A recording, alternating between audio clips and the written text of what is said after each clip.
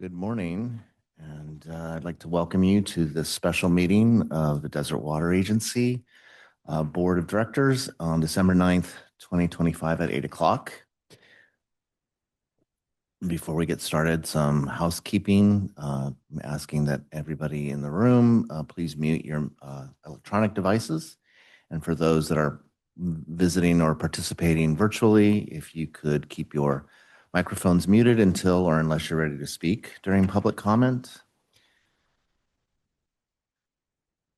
Members of the public may participate by joining us virtually or here in the room, and the virtual information is on today's agenda. For discussion and questions, I'll call on directors in the following roll call order: Director Gracia, Director McKenna, Secretary Treasurer Bloomer, Vice President Bowman, and President Ortega, and all votes will be conducted via roll call. And with that, I will lead us in the Pledge of Allegiance.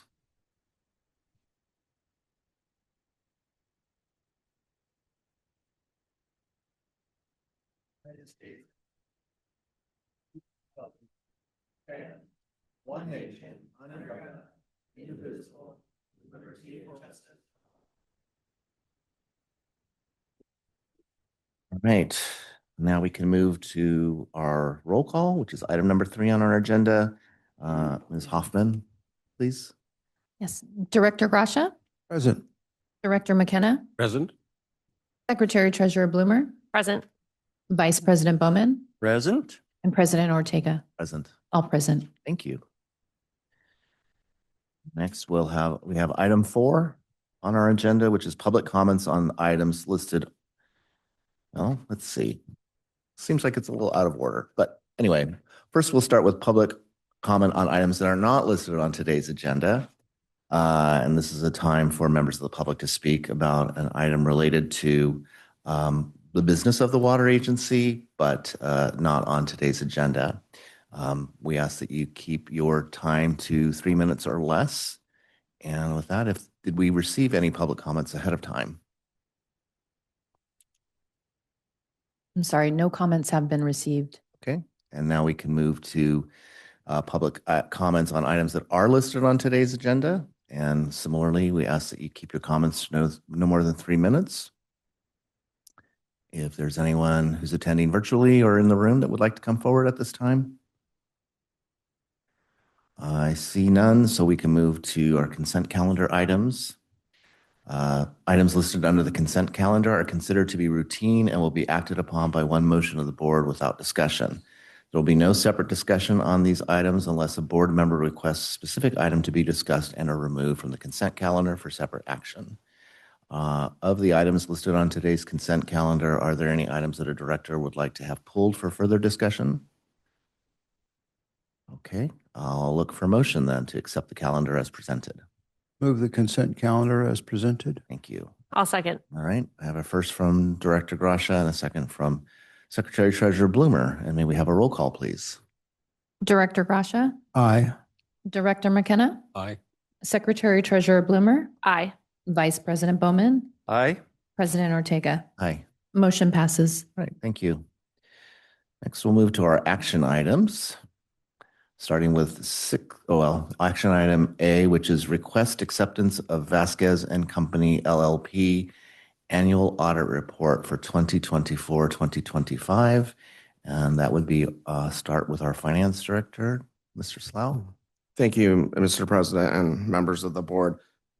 Today, we are here to request acceptance of the 2024-2025 audited financial statements. And with us, we have Roger Martinez and Mark Bassan from Vasquez and Company. They will be here to present their audit report. And so with that, I will turn it over to Roger. Thank you, Jason. Good morning. Thank you. Good morning, being members here. of the board. Thank you. It's always a pleasure working with staff during the annual financial statement audit. We have substantially completed our report, our audit, and we just need to go over the required communications with you as being in charge of governance. If we go to the next slide, the table of contents. Next slide. These are the items that are going to be going over with you over the next 7 to 10 minutes. And it really is just to give you a reminder of what was the scope of the engagement, what were the areas of concerns that we look at, as well as the results of our procedures. So let's go to the next slide. This is the team that worked on the audit.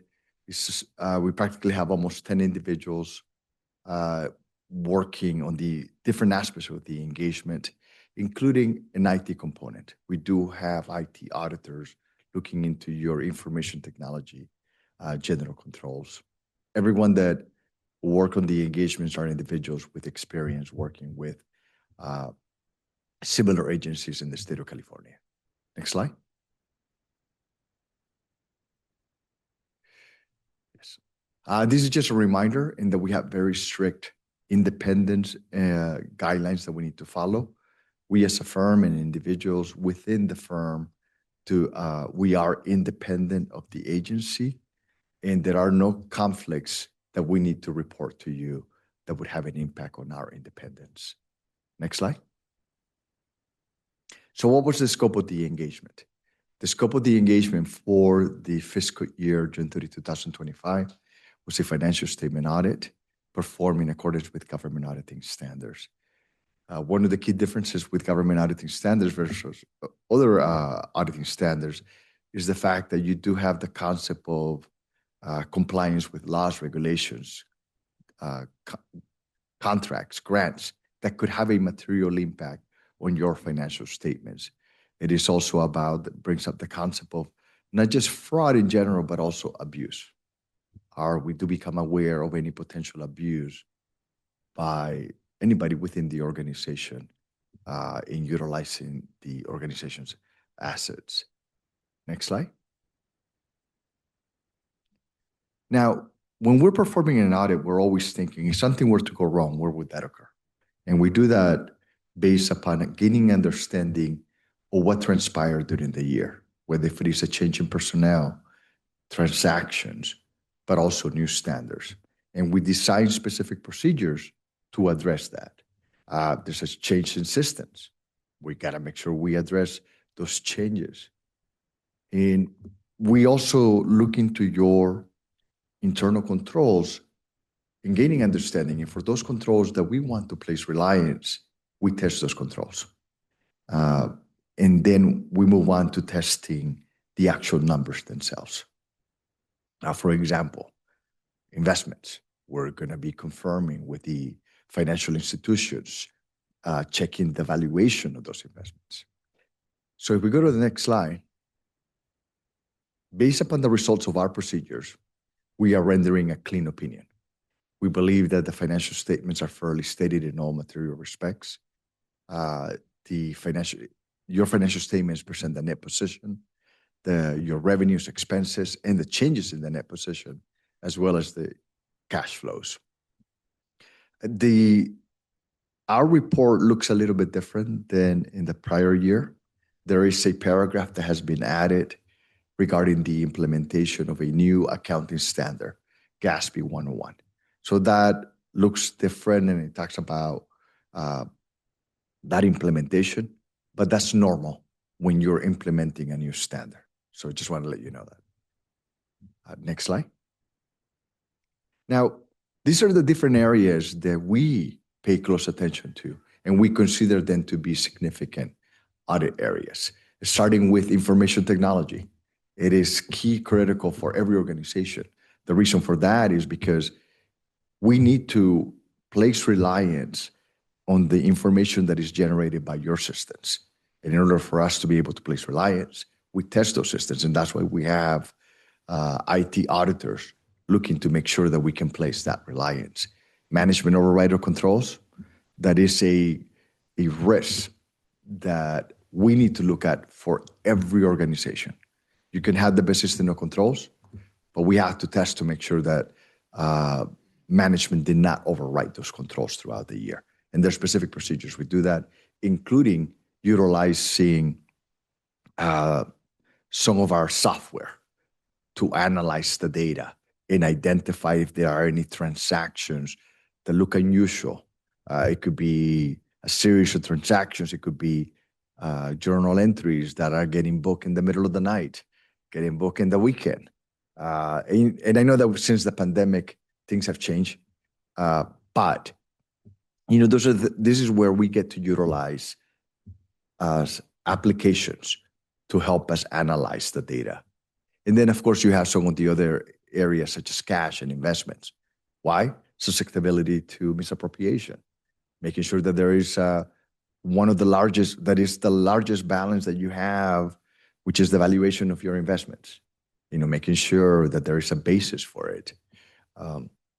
And once again, just looking into some of the other areas, such as capital assets, significant capital expenditures. Are you following your procurement guidelines? Is there actual support for the numbers that are being recognized? And allocation of expenses, the recognition of those expenses. Next slide. Once again, these are the key areas and the results. And there's a common theme that you're going to see here. There were no material exceptions that were identified during the course of the audit. As a reminder, the reason why we don't say there was no issues, no exceptions, is because we give reasonable assurance. We do not give absolute assurance. We're not testing 100% of every transaction that transpired during the year. But based upon our procedures, there were no material exceptions that I need to bring to your attention. Next slide. Once again, you can see throughout all of those areas, there were no exceptions. If we go to the next slide. Next slide, please. So this is when we look at your financial statements. The good thing is in that because we did not have any material adjustments to the financial statement, the final audited financial statements should look no different than what management has already presented to you, which is a good thing. The last thing you want is for us as auditors coming in and making adjustments left and right. Why? Because you're looking at data throughout the year and you want to be able to place reliance on that data. And if you have auditors coming and changing those numbers left and right, then it makes you question, what are you looking at data? But in this case, once again, there were no material adjustments or significant adjustments. These are just the highlights of some of the key changes that we saw compared to the previous years. We're always looking at trends. That's part of the analytical reviews that we perform, looking as to why you had the significant changes in your total assets. They increased by $48.7 million. Your net position increased by $56 million. Your total operating revenues increased by $5.3 million, while your expenses decreased by $1.3 million, and your overall capital contributions remain practically flat. Overall, as you can see, these are positive results throughout your financial statements. Next slide. When it comes to your total assets, as you can see here, they increased from $559 million to $608 million. And that's where you can see the $48.7 million increase. Primarily, where you're going to see some of those significant changes is in terms of your investments increasing by almost $11 million. You have your restricted cash and equivalents by $16 million, your restricted investments by $10 million, and your depreciable assets increased by $7.4 million, which goes again into you're constantly reinvesting in the capital structure of the organization, which is to provide services. If we go to the next slide. In terms of your liabilities, as you can see here, your total liabilities went down by $4.5 million. And this is the biggest change being in just on your regular accounts payable. Accounts payable is something that goes up and down depending upon, where the timing of when the fiscal year ends. But all the other liabilities remain practically constant, no significant or unusual changes that we saw. And your total net position, if you could just go down a little bit. There you go. Thank you. There was a total increase in your net position by $56 million. Next slide. This just gives you a breakdown once again of your total revenues, comparing it then to prior year overall. You had the net increase compared to the previous year. There was a net increase of $7 million from 48 million. And I'm sorry, my eyesight is not the same as it used to be. I cannot tell you that I can read that bottom line anymore, but you can see it there. I hope you can see it. I apologize.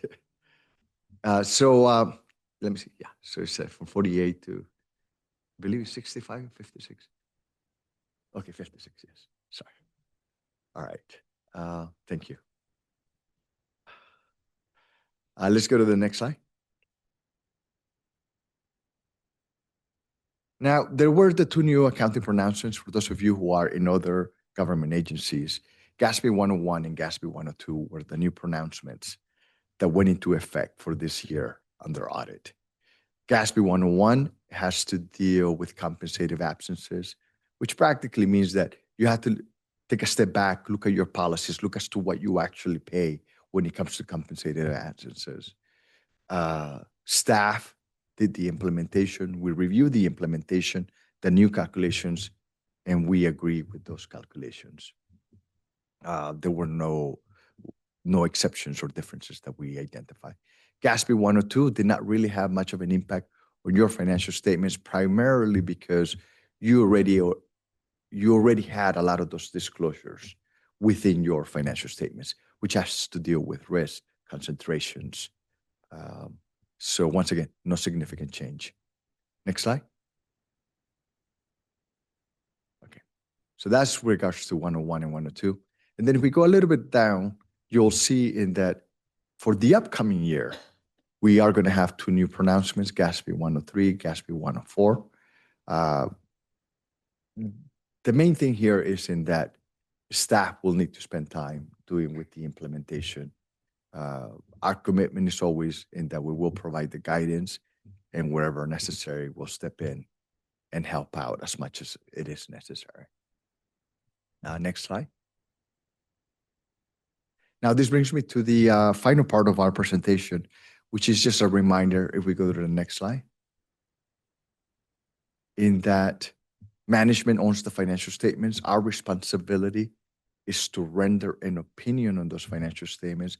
Your responsibility as being in charge of governance really comes down to bringing to our attention any concerns that you have over the financial statements, including any potential fraud that you believe or allegations of fraud. And it's about the fact that, just a reminder, we are your auditors until you say otherwise, which means that throughout the year, you have any concerns, please bring it to our attention so that we can address that, just like we can address any concerns or issues during the course of the audit. We're not aware of management having consulted with other accountants over audit or accounting issues, opinion shopping. There were no difficulties in dealing with management. This was a collaborative effort. Information was provided to us. And the fact that we didn't have significant adjustments or material adjustments, that also tells you about the quality of the information we received. It is okay to disagree, but there were no disagreements with management. If we ever do, we need to bring them to your attention. Next slide. The preparation of financial statements it includes a lot of estimates. What is the valuation of an investment at a specific point in time? What is the potential life of an asset? How long are you going to use that asset? Do you have any potential impairments? What is a potential allowance that you need to establish? So all of these estimates, management has to prepare those estimates based upon the best available information at that point in time when that estimate is created. Our job is to test those estimates to make sure that there is a systematic approach, that it is consistently being applied from year to year, and that it makes sense for this specific account. We believe that the management's estimates are in accordance with the standards. Next slide. There were no controversial issues that we need to bring to your attention. once again, there were only some reclassification adjustments, but reclassifications within the financials for presentation purposes, but no material adjustments, once again, that we need to bring to your attention. There were no pass audit differences. So if we do identify a difference and we have to propose it, management can elect to either book that adjustments or just pass on it. But once again, there were no pass audit differences. Next slide. There were no conditions placed on us prior to being retained as your auditors. There were no material weaknesses or significant deficiencies. In a financial statement audit is not a forensic audit, but we do perform procedures to identify if there are any fraud risk factors that have to be addressed during the course of the audit. There were no such matters that were brought to our attention or that were identified during the course of the audit. Once again, we're looking at data. We're looking at all of the information that it is presented. We're looking at analysis, movement between accounts. Do they make sense? There were no indications in that there were any fraud, irregularities, or illegal acts that, once again, that we need to bring to your attention. And also, as a reminder, management, they sign a representation letter indicating that we were provided with complete access to everyone within the organization, to all information, to the true records of the entity. That is all I have for you today. Are there any questions? Thank you. Director Grasha, do you have any questions? Trying to frame it. So this is a snapshot in time. How much effort do you put in looking forward? I'm thinking in terms of our pension liabilities and whether or not you think we're as solid as your report says. Looking to the future, do you think that there's any reason not to believe that that would continue?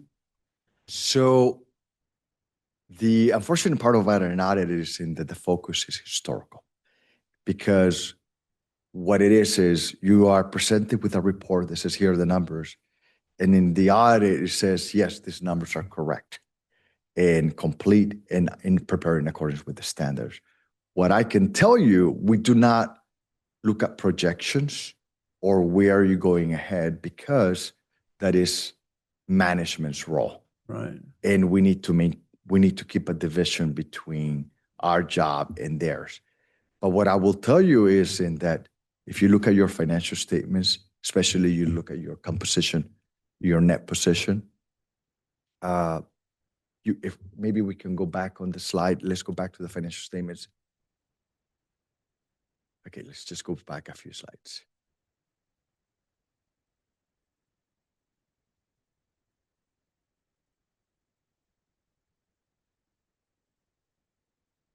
Okay, what? Okay, yes, if you look at your net position. Yeah, thank you. Go down a little bit, go down. A little more, right there. This is the area where a lot of government agencies, you can tell that they have to raise taxes or they have to figure a way on how to improve the bottom line. And they have, sometimes you have pension, OPEB liabilities that puts them in a deficit. They have a negative financial position.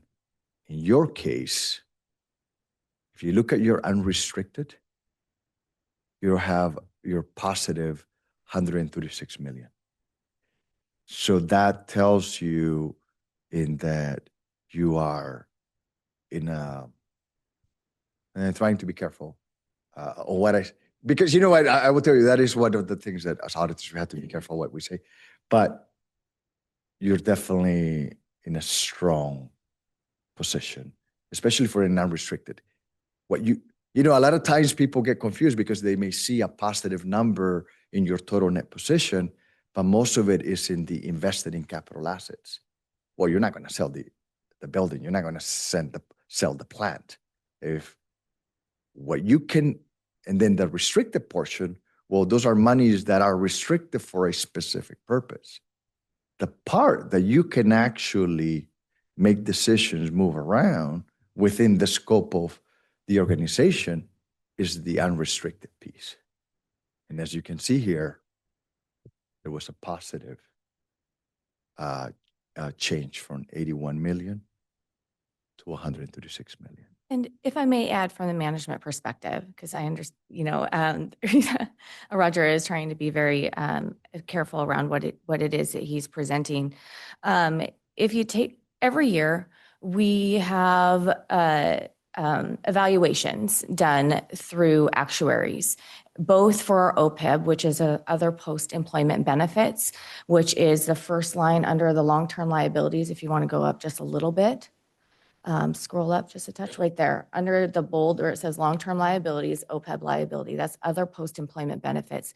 And that's things such as our health insurance, where we provide to our employees post-employment here at DWA if they've retired and they meet certain criteria to be eligible for those post-employment benefits, as well as we have our net pension liability, and that would be our CalPERS. So that would be for the retirement benefits provided to our employees who have vested in the CalPERS system and have contributed to that. That's how much we owe. And you can see in the second column from the left, that is last year's, that's 2024, as restated for this year. And then 2025 is the bold, on the left. And you can see that it has gone down. And that can happen from several different factors, such as because these are investments. And so there's a rate of return on those. So that can change, which can cause things to go up or down depending on what the market's doing. But also we have taken a concerted effort, especially on our not OPEB, but on our net pension liability expense for CalPERS to pay down our accrued unfunded liability over the years. And that has been efforts probably, I think, over the last 8 years or so, where we've been systematically paying that down so that we can maintain in a strong financial position. And then we don't have a exorbitant amount of unfunded liabilities and essentially promises for the future. We want to make sure those are funded. Thank you. One more question. On page 111, there you refer to capital contributions. I wondered what would be included in that. It's a small figure, it seems to me, but. So I'll take that. Capital contributions, those would be like developer projects that come in and, pay for a portion of their projects. And so that's what is considered capital contributions. Great, thank you. The actual total of the capital contributions, you'll see in the next slide if you go 2 slides, maybe one more. One more. And then capital contribution, if you see right there, total capital contributions for the year was 111,000. Actually, where was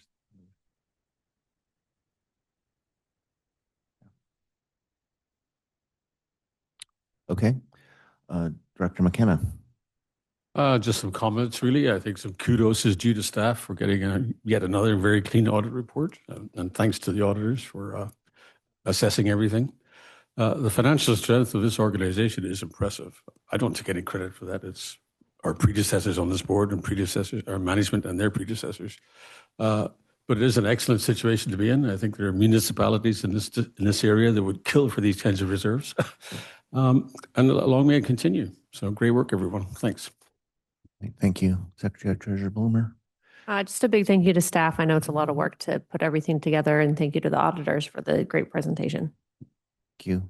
Vice President Bowman. No questions. Thank you very much. And I'll echo previous comments. It's been a great report, and we appreciate your time in putting this together. So with that, I guess we need to move on to accept it. Is that correct? All right. I'll make a motion to accept the audit report as presented. All right.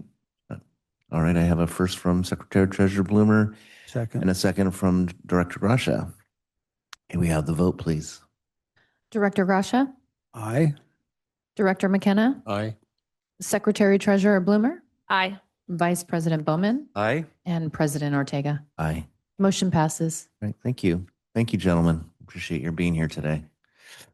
So our next action item is request authorization for general manager to execute amendment number 7 to the dry year purchase program with the Department of Water Resources. So general manager signs. Thank you, Mr. President, members of the board. There is an agreement for long-term purchase of water from the Yuba County Water Agency by the Department of Water Resources. We otherwise call that the Yuba Water Purchase Agreement. The original agreement was executed back on December 4th of 2007. And through that agreement, it makes essentially water available for purchase by other entities that the Yuba County Authority decides to make available. And there are in total, there are 23 participating contractors in this participation agreement who have entered into the participation agreement for the purchase of Yuba Water. And we executed that agreement back in 2008 and have been participating ever since. And since then, we have executed 6 additional amendments to modify certain conditions and terms within the original participation agreement. Now, the water purchase agreement, which is the agreement between Yuba and DWR, that is set to expire on December 31st, 2025. And also the purchase agreement, the participation agreement is also set to expire in December of 2025. And given this, in October of 2025, the state water contractors, the participating contractors, and for us as a state water contractor, the State Water Contractors Authority or Corporation had represented us in negotiations along with the San Luis and Delta Mendota Water Authority, DWR, and Yuba. And in October, they did reach an agreement to extend the water purchase agreement through 2050, as well as setting the pricing for that water through 2030, so for the next 5 years. And with the expiration, we do desire to the parties such as all of the participating contractors, as well as DWR and the Yuba parties, desire to extend the term and other provisions of the water supply and conveyance agreement, where DWR will purchase the water under the water purchase program agreement to make available for purchase by participating contractors, which would be ourselves included. In order to do this, we need to execute the Amendment 7, and this will extend, as I had indicated, the participation agreement through December 31st, 2050, and incorporate the pricing for the storage component type of water through December 31st, 2030. I do have a listing of the pricing that the water will be sold at as updated from the previous amendment, which set the pricing for the previous 5 years. And I would like to note that, of course, it does change depending on the type of water year it is. It becomes more expensive as it gets drier in conditions if Yuba decides to make the water available for purchase. But just to give a little bit of cost comparison, that this is really affordable water, but granted, it is limited availability. For example, the 2025 Table A water charges cost about $646 per acre foot, just the water component itself, not including the transportation. It's about $851 if you include the transportation on that. That's with the 50% allocation. And as we compare to this water, even if we go down to the consecutive dry or critical years at $525 per acre foot, it is still less than that. And then you add approximately $206 for transportation on top of that. So that's just a little apples to apples comparison as compared to our Table A water as far as affordability goes. But always please keep in mind that what I'm quoting for $646 per acre foot, that is our flat charges divided by 50% of our Table A allocation. If we had 100% allocation year, the cost would be half. So just keep that in mind. It's also important to note that extending the participation agreement will not obligate the agency to purchase any water. Rather, it really just makes the water available to purchase when it becomes available. And additionally, I would like to note that any purchases pursuant to this agreement is included in our exchange agreement with Metropolitan Water District. So Yuba Water, when acquired, is eligible for exchange for Colorado River water in accordance with our exchange agreement. And since our entering into the participation agreement in March of 2008, the agency has facilitated the purchase, exchange, and delivery of 4,330 acre-feet of water to the Mission Creek and West Whitewater subbasins that otherwise would have not been available for purchase to the agency. I do have a list there of prior actions. It is relatively extensive. I'm not going to read off each individual one, but there is a listing recounting all of the agreements and authorizations to date that brings us up to this, where we are today, requesting the 7th Amendment of this agreement. Legal counsel has reviewed Amendment 7 and also the staff report.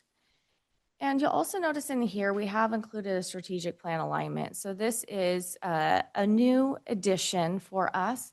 Since last board meeting, we adopted the strategic plan, and where applicable, when there is strategic plan alignment for staff reports and general manager reports, we will be including this section. And it is simply stated, it provides the goal and the specific itemized initiative that is within the strategic plan, so that we are able to just go and tie back to that. So this aligns with our sustainability goal, which is, and the initiative supporting that is to continue to seek out water resources and engage in the development of additional water resources to support the agency's supplemental water recharge program, consistent with current and future needs. So given that, staff's recommendation is to continued participation in the Yuba Dry Year Water Purchase Program and request board authorization for the general manager to execute Amendment Number 7 to the agreement for water supply and conveyance of water by the Department of Water Resources for the state of California under the Dry Year Water Purchase Program between the Department of Water Resources and the Desert Water Agency. And I'd be happy to answer any questions you may have. Great, thank you. Director Grusha, do you have any questions? I don't have any questions. Thank you. Okay, and Director McKenna? I have no questions. Thanks. All right, and Secretary Treasurer Bloomer? I just one comment and question. I know how important this available water is, and I was just wondering how many years have we participated, or how many times have we participated in purchasing this water? So since 2008, we've been participating for 18 years. And of that time, we have received water in 9 of those 18 years. So it's about 50% of the time. Thank you. All right, and Vice President Bowman? No questions? All right, I do, I'm curious if we could go back to the schedule, the pricing, the rate schedule. So where do these determinations of storage component come from? Who makes that decision? What's That that would based on? be under the water purchase agreement. So that's the agreement between DWR and the Yuba Water Authority. But I mean, there's some measurement that says it's a below normal year, a dry year, a critical year, or they have a schedule Yeah. for that? Yes, so that would be defined in their agreement. Okay.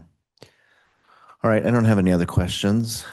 So I guess it's now time to take a Move the vote. recommended action. Make a recommendation for this. Well, so you're making a motion The to motion, accept? yeah. Okay, thank you. I'll second. I have a first from Vice President Bowman and a second from Secretary Treasurer Bloomer. May we have a roll call vote, please? Director Grusha, Aye. Director McKenna, Aye. Secretary Treasurer Bloomer, Aye. Vice President Bowman, Aye. and President Ortega. Aye. Motion passes. Thank you. So the next would be request board approval designating representatives to the Sites Reservoir Committee. And that would again be our general manager. Thank you, Mr. President, members of the board. Back in July 28th of 2016, the agency officially submitted its executed Sites Reservoir Project Phase 1 proposal to participate form, and that form is attached to this report. And that was submitted to the Sites Project Authority. And this submission certified that the agency was eligible to participate, was electing to participate, and agreeing to be a member in good standing of the Sites Reservoir Committee. The agency has been a member of this committee ever since, with our previous general managers, General Manager Mark Kraus and General Manager Steve Johnson serving in that capacity to date. And since their retirement, myself and Assistant General Manager David Tate have both been participating as well in a primary and an alternate capacity, just as the previous general managers and assistant general managers have. And though we are now getting towards what is called the escrow period, where we are going to be looking to, the authority board is going to be looking to offer a resolution, going to be adopting a resolution to offer capacity. And that's when it comes back to our home boards. And so in advance of this decision at the authority board, reservoir and authority board level, we want to make sure internally here at DWA that we have essentially all of our administrative record in order. And in investigating that, I discovered that we did not have an initial motion or approval of the board or designation of the board for the general manager and assistant general manager to serve in those capacities. They have been serving as a name, but not in the capacity as general manager and assistant general manager. So I would like to receive authorization today to formally designate its representatives, its representative and alternate representative for the Sites Reservoir Committee to the Sites Reservoir Authority, Reservoir Committee Board. And legal counsel has reviewed the staff report. And for strategic plan alignment, it is our sustainability strategic goal, where we are monitoring, engaging with various water groups, association, government agencies, committees approved by management, as well as continuing to seek out additional water resources, engage in the development of additional water resources. The recommendation is to maintain, in order to maintain a clear and complete administrative record of the agency's participation in the Sites Reservoir Committee, staff recommends the board formally designate to the Reservoir Committee the general manager as the agency's representative and the assistant general manager as the alternate representative. And that concludes my report. I'd be happy to take any questions you may have. Thank you. Director Grasha, do you have any questions? No? Questions? Director McKenna? None for me. All right. None. All right. No questions, but I really like how you're tying it to our initiative, you know, our it's wonderful. So just for my clarification, then we're designating the title and not the person.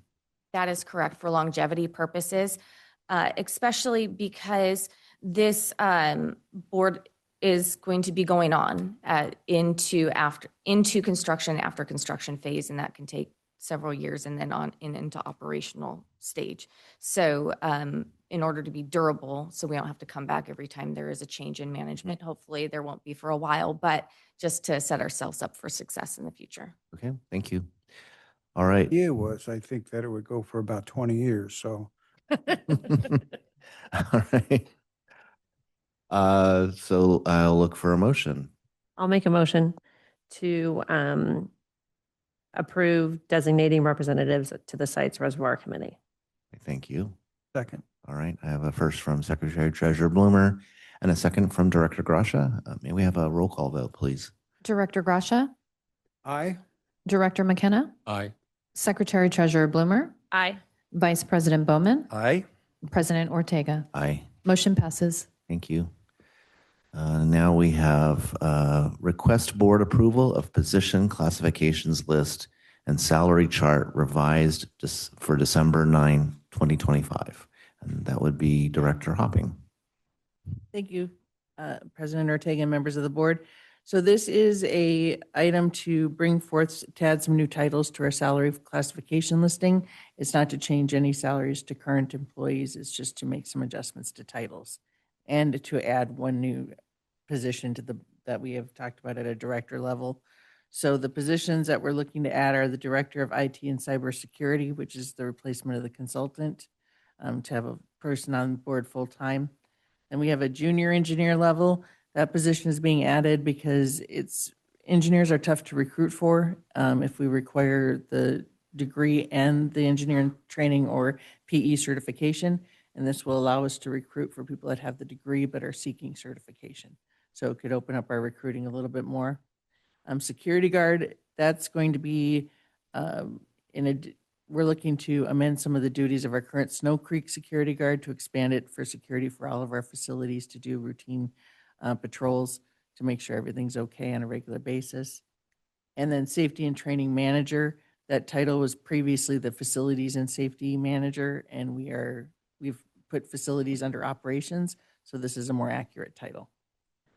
So again, this is not adjusting the funding requirement for the budget this year, and the addition is to replace the contracted position. So legal has not reviewed this. Staff recommends the board approve the revised salary chart and job classification chart effective 12/9/2025. And you will see again, going forward, that the chart will have the two sections. It has the represented Teamsters represented employees and the non-represented employees separated out. But so staff recommends approval, and I'd be happy to take any questions.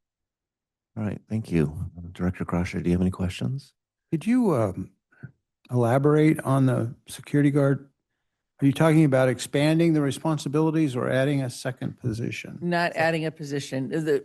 When we added the treatment plant to Snow Creek, it changed the duties of that position and it eliminated a lot of the duties as far as taking samples and things of that nature. So we're looking to reallocate time in a way that's better suits the agency. So it's removing the treatment and the operations aspect and making it a true security guard. Thank you. Okay. Director McKenna? I have no questions. All right. Secretary- question. All right. None for me. None? All right. I'll look for a motion then. Move the staff recommendation. Thank I'll you. second. All right. We have a first from Director Gracia and a second from Secretary Treasurer Bloomer. May we have a roll call vote, please? Director Gracia, Aye. Director McKenna, Aye. Secretary Treasurer Bloomer, Aye. Vice President Bowman, Aye. and President Ortega. All right. Aye. It passes. Okay. So the next item would be the Secretary Treasurer's report. Okay. In the operating fund, we received $4,630,380 in water sales revenue receipts, $83,253 in recycled water sales revenue receipts, $51,500 in construction deposits from the Agua Caliente Band of Cahuilla Indians. Are those the two new convenience centers? The one on Dinah Shore and the one on, I am not aware of what the specific Okay. project. I'm just, Is it a guess? the two new gas stations. Yeah. We paid $1,286,729 in accounts payable. Year-to-date water sales are 2% over budget. Year-to-date total revenues are 3% over budget. And year-to-date total expenses are 21% under budget. Our active potable water services, there were 23,887 active services billed in October, compared to 23,861 billed in September. So we had a net increase of 26 active services. There were 50 water accounts turned off for non-payment in October, and over the past 12 months, an average of 36 accounts per month turned off for non-payment, which is about 1.8% annual disconnection rate. In the general fund, we received $926,916 in property taxes, $2,080,790 in replenishment assessments. That was $2,060,145 from Desert Water Agency and $20,645 from private pumpers. We also had $41,907 in power sales. We paid $920,811 in state water project charges, and year to date, our project payments are $8,782,592. In the wastewater fund, we received $115,354 in operating fund reimbursement, and we paid $505,287 in accounts payable. For active sewer accounts, there were 2,296 active sewer accounts billed in October compared to 2,297 billed in September. So we had a net decrease of one active service billed And that's it. Happy to take any questions, or the finance director is happy to take any questions. Right. All right, thank you. Director Gracia, do you have any questions for our finance director? I don't have any questions. Thank you. All right. Director McKenna? I have none, thank you. Secretary Treasurer Bloomer, any None. questions? And Vice President Bowman? None from me. All right. Thank you very much. We'll move to our general manager's report. Thank you, Mr. President and members of the board. So over the last few weeks, we've had a lot going on here at the agency. Our operations department completed our chlorine operations training, which is where the operations department had their annual chlorine operations training in November. And that was a several-hour training led by our safety and training specialist, Dylan Schneider.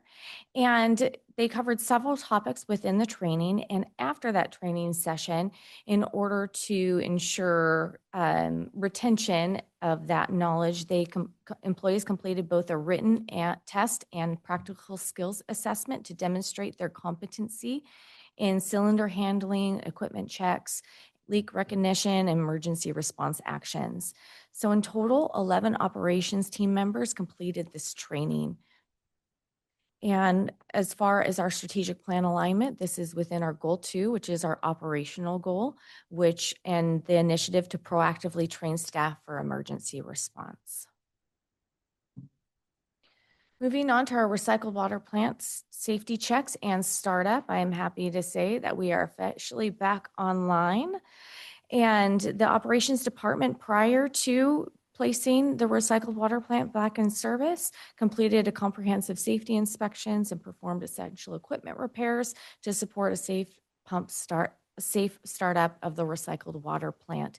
And while the water plant was down, the operations department did take that opportunity to do many other maintenance items that normally would happen throughout the year. So we didn't have to take the plant offline to do that.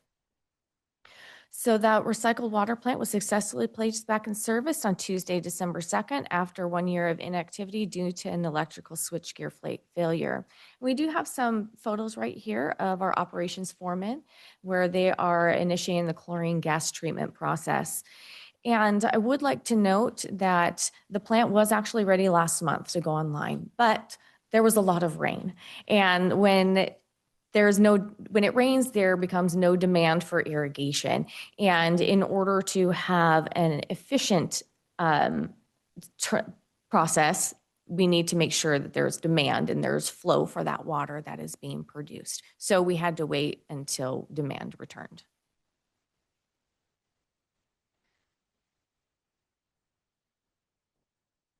In effort to comply with Agua Caliente Water Settlement Agreement, DWA and CVWD recently executed a cost share agreement with Todd Groundwater for the participation in the Agua Caliente Technical Advisory Committee, so the TAC group on behalf of the two agencies. Now, this is not in replacement of our designated participants, but this is in addition to. And this is because Todd Groundwater has extensive experience working within the Indio Subbasin, which is the area that our settlement agreement covers. And they help us to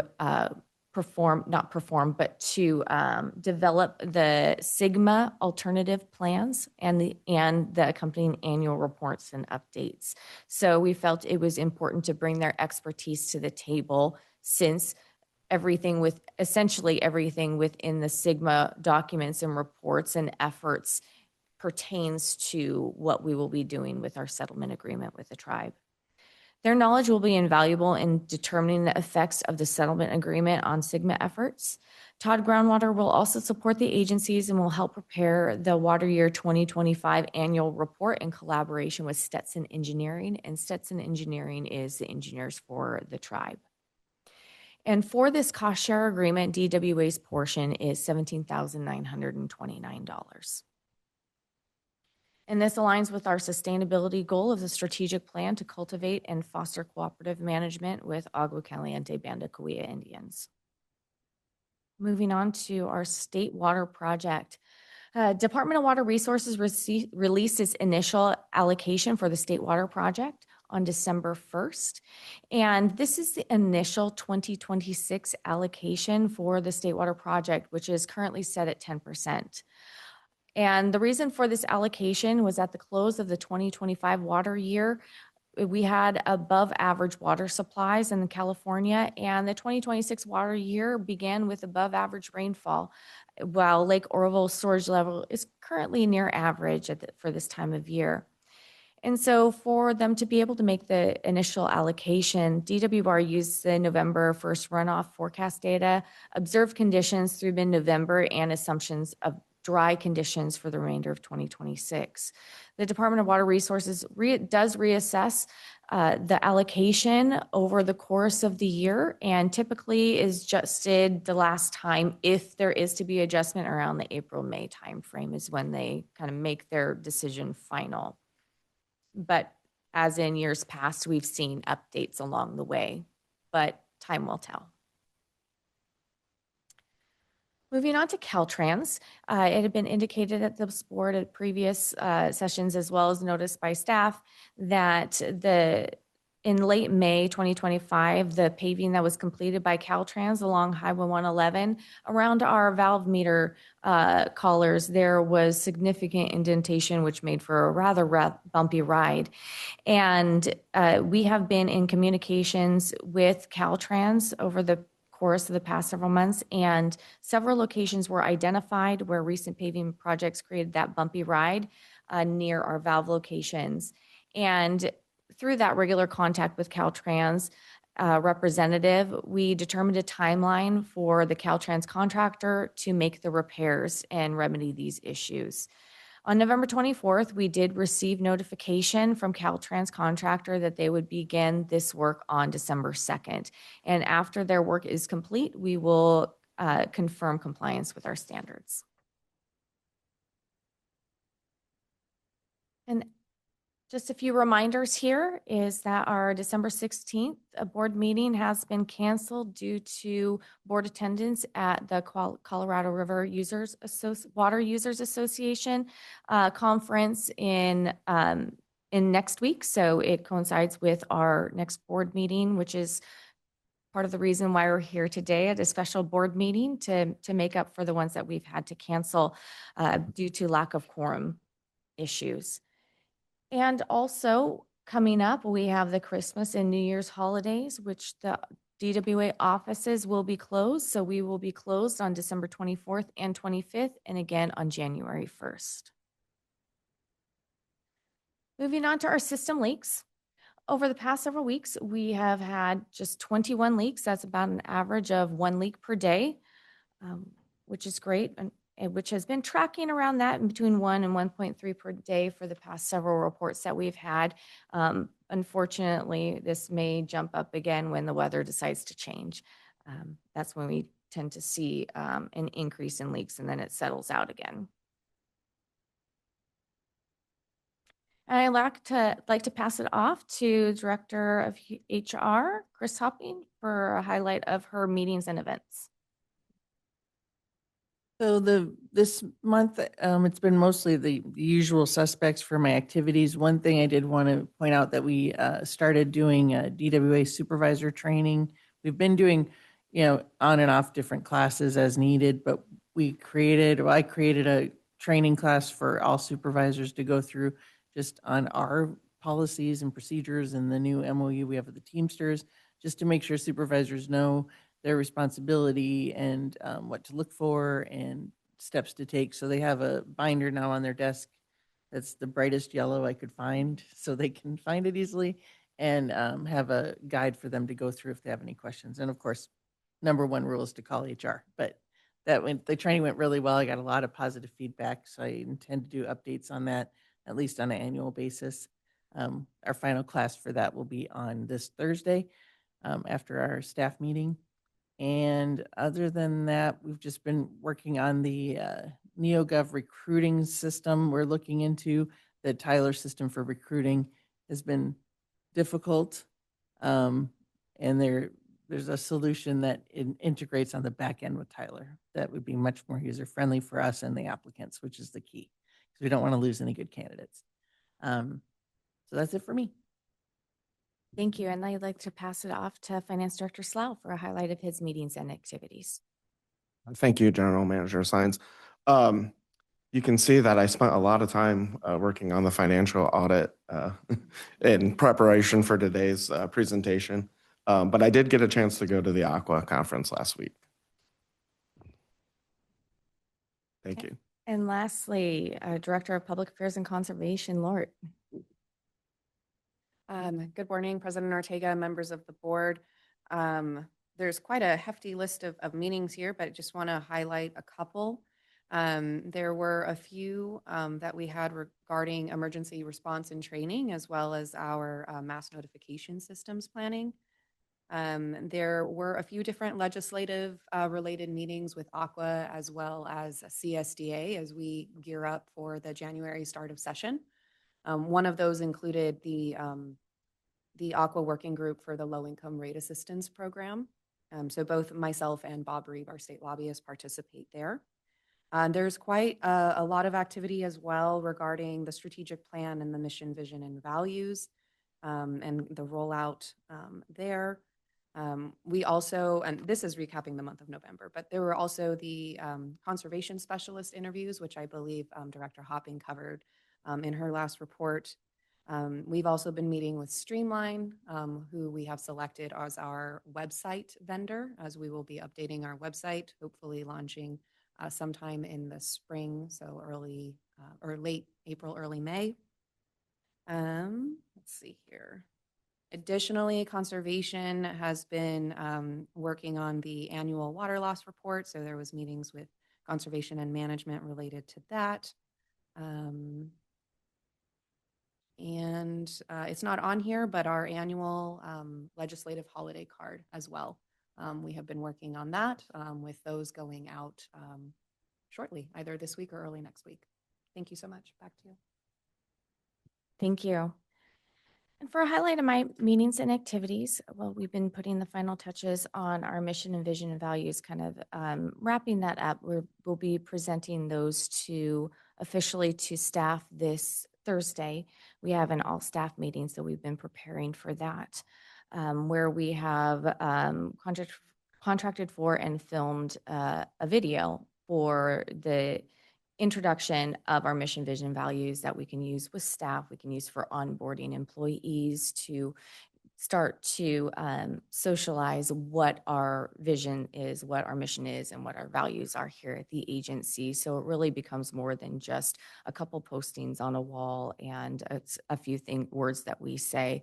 So we want to communicate that from hire all the way through. And it's also something that we'll be able to use for social media and our website as well. And I also attended the state water contractor meetings this month. This month they were held in Santa Clarita, as we also did a tour with the California Water Commission at Castaic Lake. So we had that tour in conjunction with that. So we weren't in our normal location in Sacramento, but in Santa Clarita. And also Assistant General Counsel Holland Stewart, he was able to attend that tour as well to get more familiar with the facilities of the State Water Project. During that time, I also attended the Delta Conveyance Finance Authority board meeting, which I sit on. I also had my audit SAS 99 interview, AKA fraud interview with the auditors. So that I could speak with them about any concerns that we may have at the agency prior to them forming their opinion here that was presented today. Also, we have been participating in the Metropolitan Water District Exchange Agreement meetings, been having several meetings with regards to that, discussing internally as well as with legal counsel, and then also the meetings with Metropolitan and CVWD as well. I also had the opportunity prior to the Aqua Conference in San Diego, the Water Solutions Summit. The Water Solutions Summit is a group of invitation only for a few general managers within the state of California. Recently, SB 72 was passed and signed by the governor. And that set a target of 9 million acre feet of storage created or water supply created by 2040. And so this meeting was, and that was partially attributed to the work that this group has been doing and supporting that effort. And now that it has passed, it's transitioning into essentially the implementation phase and advisory committee phase. And so on Monday, December 1st in San Diego, I was able to meet with this group and participate. And also we had the director of DWR, Carla Nemeth, and also the deputy director, Joel Metzger, who will be essentially in charge of leading the charge at DWR for the implementation of SB 72, because the Department of Water Resources has been named essentially as the lead agency responsible for its implementation. So we were able to engage with them at that level, discussing the potential solutions for California. I also attended the Aqua Conference, and also there had a meeting with the general managers that are participating in the Delta Conveyance Project, where we are continuing to discuss. As you know, there is a 12% gap in participation. So we have been discussing that 12% gap, how to close, what do we do for funding? How do we close the gap? So there will be more to come on that, but that is something that is actively being worked on. Also yesterday, we had the opportunity to host the Energy Sustainability Committee meeting, which I believe some of the directors that are participating in that will be reporting out on later. And that concludes my report. Happy to answer any questions you may have. All right, thank you. Director Gracia, do you have any questions? On page 213, you talked about the contract for the tribal media group. Is that $17,000 a year or a month? So this is for the term of the contract, which I believe it's about like a year and a half. About a year and a half. It's for all the efforts to. So according to the settlement agreement, Right. we have the technical advisory committee, and that committee is responsible for developing essentially a report for the agencies on the groundwater conditions underlying for the Indio subbasin for underlying the tribe's land. And that it is to support that effort, to have the technical services that we utilize elsewhere for other purposes to make sure that we bring that knowledge and expertise But to the the creation total of this report. cost of the contract is $17,000? It's double that. This is DWA's share. Oh, okay. But it's not per month, right? Correct. It is not per month. Thank you. All right, Director McKenna.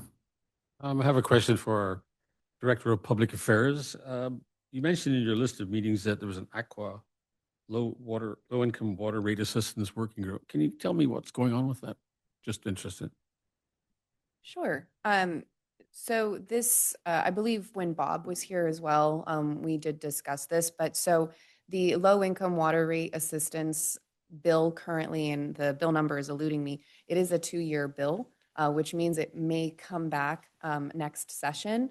And so Aqua's position and a lot of the water industry has been that they've been kind of caught and acted reactively to legislative proposals relating to LIRA, low income water rate or low income rate assistance. And so the group we discussed about should Aqua actually come up with its own language regarding a program that they could get behind versus a piece of legislation and then having to fight that legislation and trying to make amendments.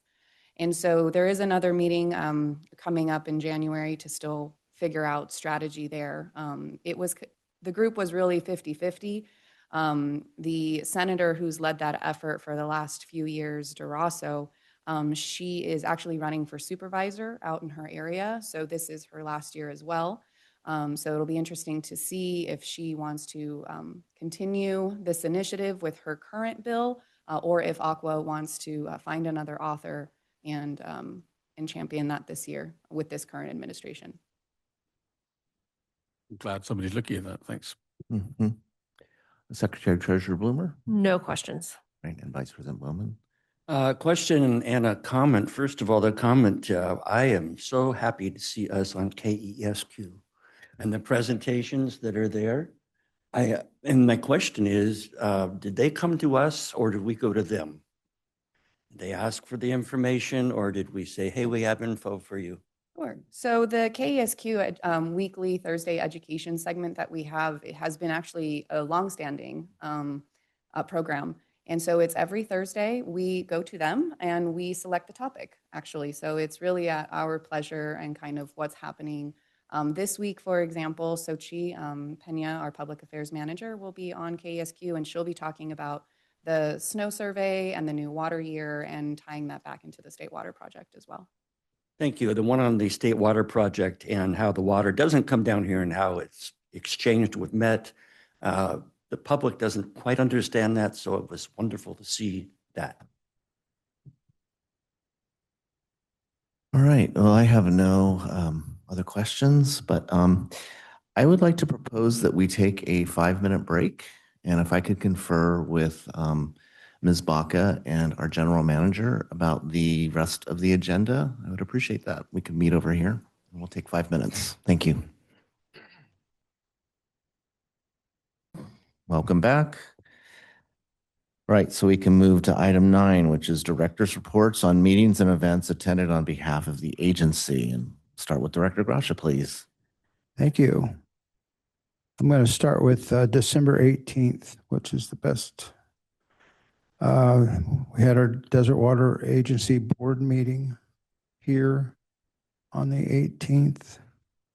On the 19th, I attended the La Quinta State of the City event. It was produced by Greater Coachella Valley Chamber of Commerce. And on the 20th, another event, the Greater Coachella Valley Chamber of Commerce was the 100-year anniversary of the Valley Sanitary District. They held it at the Coachella Museum, which I'd never been to, which was a very interesting place for, it seemed perfect fit for what they were doing that day. And then the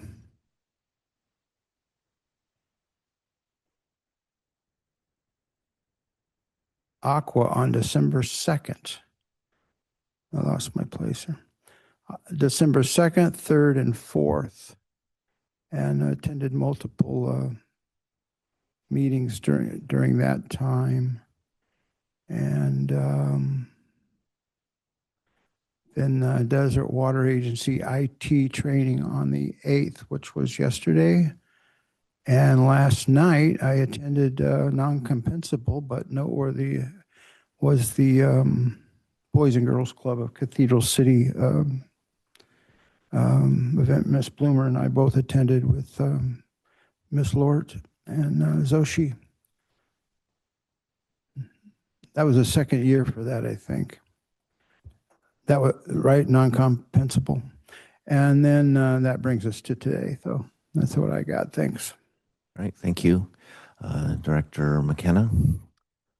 Since our last board meeting, I attended the Aqua San Diego conference, and I was struck by how the agriculture lobby has infiltrated that organization. The keynote speaker was again from the agriculture lobby, and these 2% of the population who use 40% of our water, I think, are overrepresented at these activities, and I would really like to see a little more balance, but that's an old saw of mine.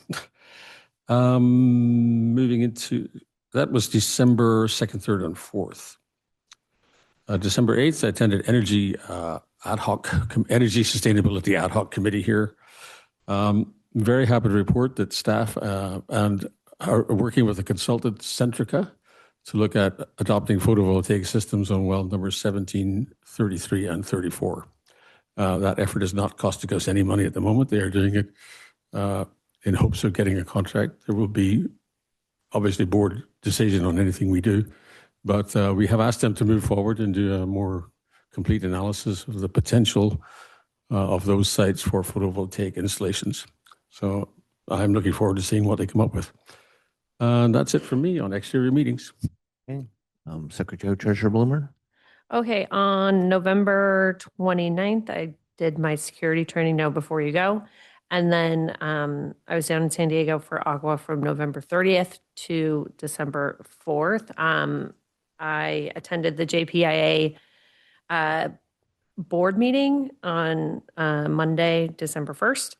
And some quick updates from JPIA. We voted on some bylaw revisions.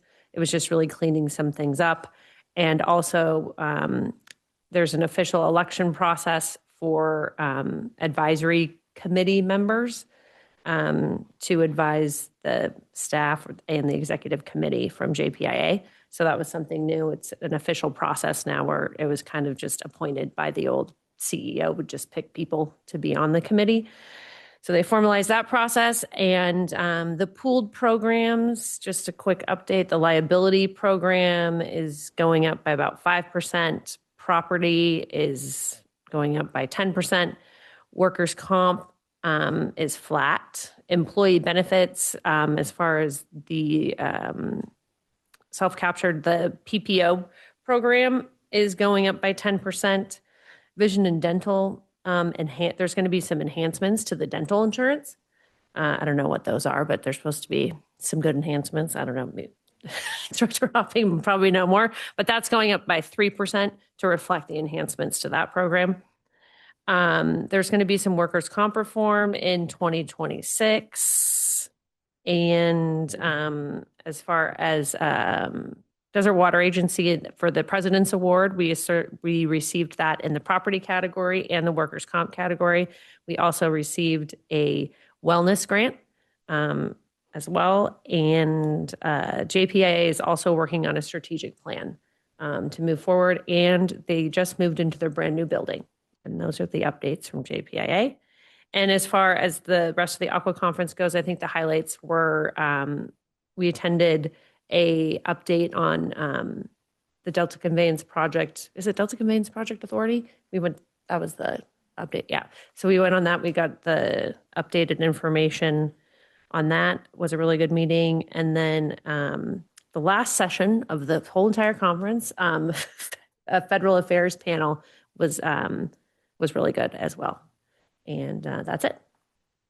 All right, thank you. Vice President Bowman? Yes, on the 22nd of last month, I went to the Desert Horticultural Society where we had a booth with water counts. And I was impressed with the amount of people that showed up on a very inclement day, let's put it that way. On the first executive committee, on the 2nd through 4th, as other people have mentioned, went to Aqua. And two particular presentations really hit me in a good way. One was excellence in communication case studies. And there were 4 water districts that had put together their particular rollout, the video of, helping their constituents understand a little bit more about the whole process. Western Water did one on the 218 process, and I found that fascinating. There was a highlight, and I wrote it down. We're not just giving numbers, we're providing trust, and I like that.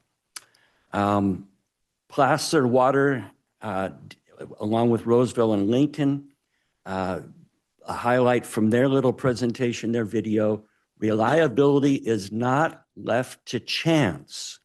It's created by design. And I kind of see that within our district and with, of course, our KESQ presentations.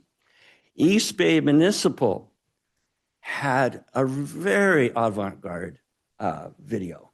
It was, they're basically serving the youth, reaching out to the youth in the Oakland area, and they had a rap musician put together a thing called H2 Flow.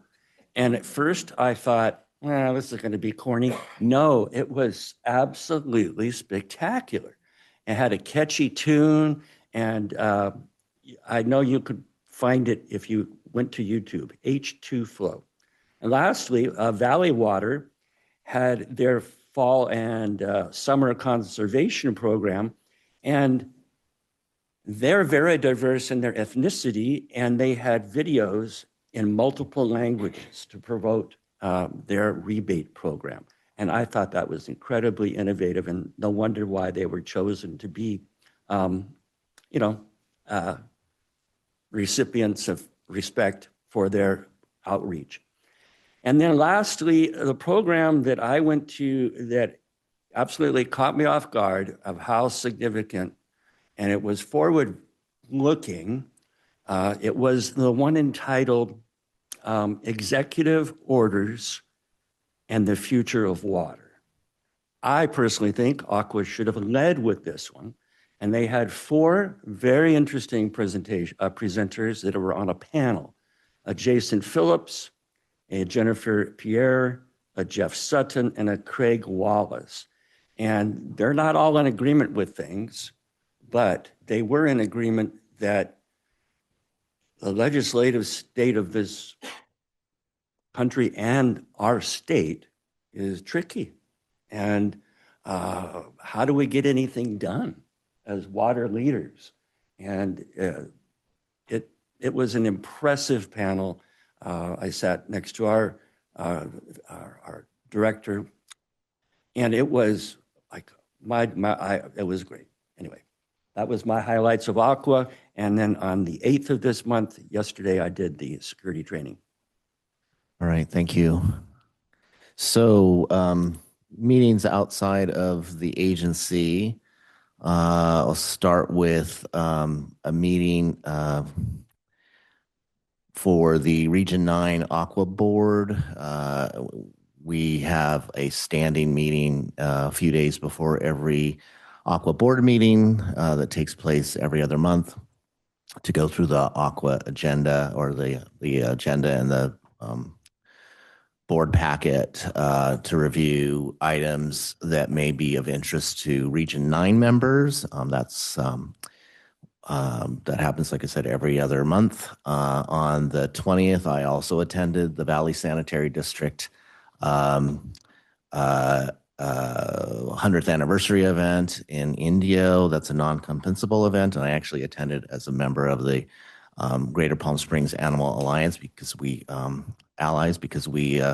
happened to lease some land from VSD for the Desert Wildlife Center. But obviously, there were a lot of water people there, and it was a great event. I really, congratulations to them for having 100 years under their belt.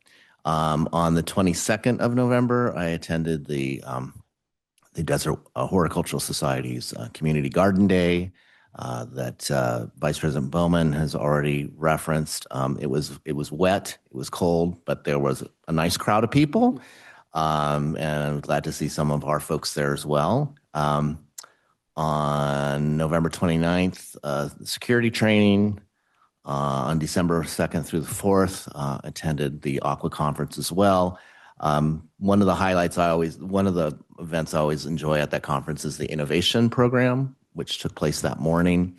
And then later in the morning, there's the award presentation. So similar to the communications strategy or communications award event that you were referring to earlier, Vice President Bowman.